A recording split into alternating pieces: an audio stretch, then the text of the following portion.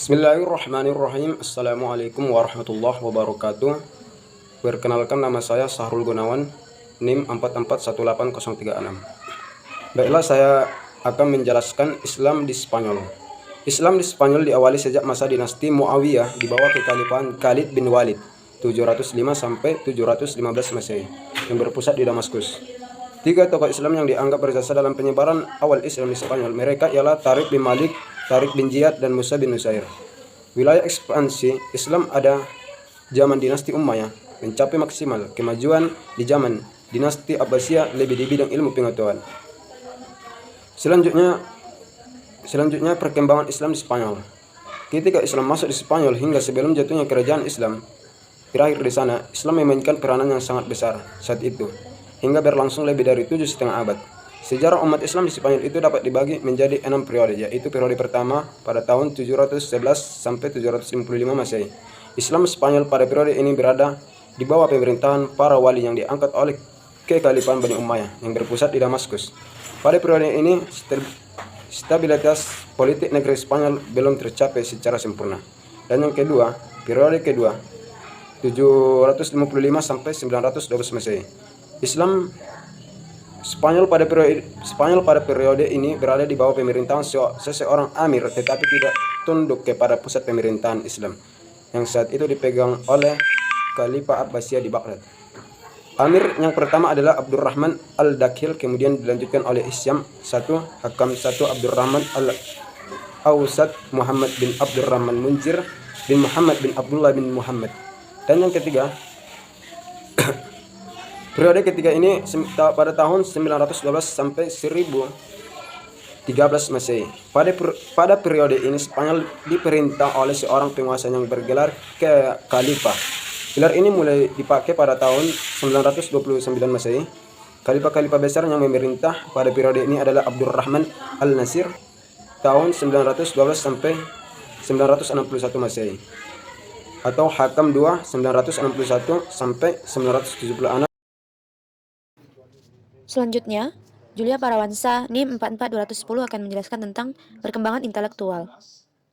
7 abad lebih, kekuasaan Islam di Spanyol membawa pengaruh sehingga banyak prestasi dan kekayaan yang diperoleh, bahkan pengaruhnya membawa Eropa dan dunia kepada kemajuan yang lebih kompleks. Spanyol juga negeri yang subur sehingga mendatangkan penghasilan ekonomi yang cukup tinggi dan banyak menghasilkan para pemikir, serta dengan kemajemukan masyarakat Spanyol itu, semuanya kecuali orang Kristen yang masih menentang kehadiran Islam ikut andil dalam memberikan sumbangan pemikiran terhadap terbentuknya lingkungan budaya Spanyol yang melahirkan kebangkitan ilmiah, sastra, dan pembangunan fisik di Spanyol. Baiklah, pertama kali kita akan bahas tentang filsafat. Islam di Spanyol menjadi jembatan sebagai penyeberangan yang dilalui ilmu pengetahuan Yunani Arab ke Eropa, sehingga minat terhadap filsafat dan ilmu pengetahuan mulai dikembangkan pada abad ke-9 selama pemerintahan Ibn Abdurrahman, yaitu pada tahun 832 sampai 886 Masehi.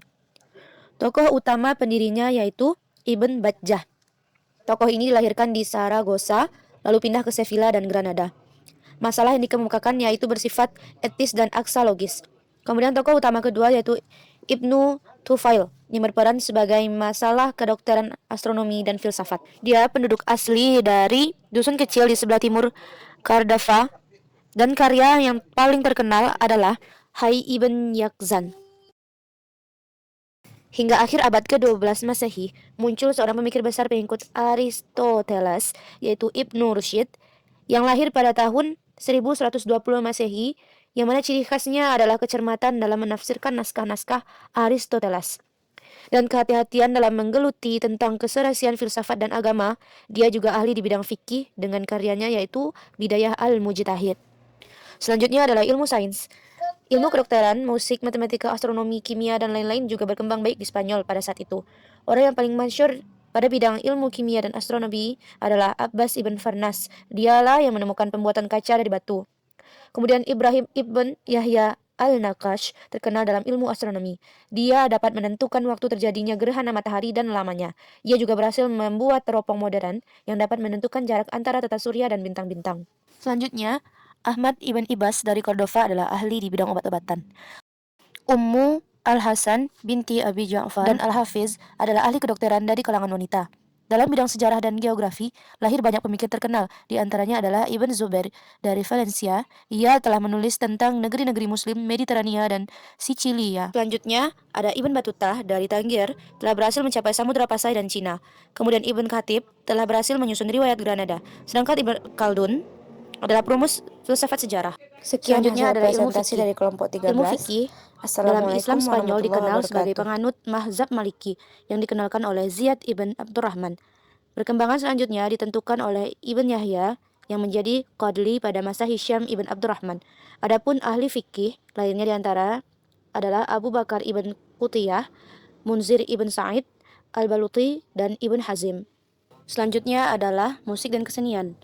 Tokoh yang terkenal adalah Al-Hasan ibn Nafi yang dijuluki Zaryab. Ia juga terkenal sebagai pengubah lagu. Kemudian ilmu yang dimilikinya diturunkan kepada anak-anaknya dan budak-budak sehingga kemasyhurannya tersebar luas. Selanjutnya adalah bahasa dan sastra. Bahasa Arab telah menjadi bahasa administrasi dalam pemerintahan Islam di Spanyol, sehingga mereka banyak yang mahir dalam berbahasa Arab, baik keterampilan berbicara maupun tata bahasa. Mereka yaitu Ibn Sayyidah, Ibn Malik, Ibn Khuruf, Ibn Al-Hallaj, Abu Ali Al-Ishbili.